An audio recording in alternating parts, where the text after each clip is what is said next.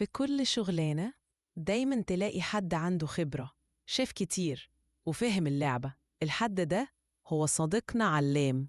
هو مش خبير بيفتي ولا مدير بيأمر. علام واحد زينا، شاف الغلط والصح وبيحب يساعد الناس إنها تتعلم من اللي هو مر بيه.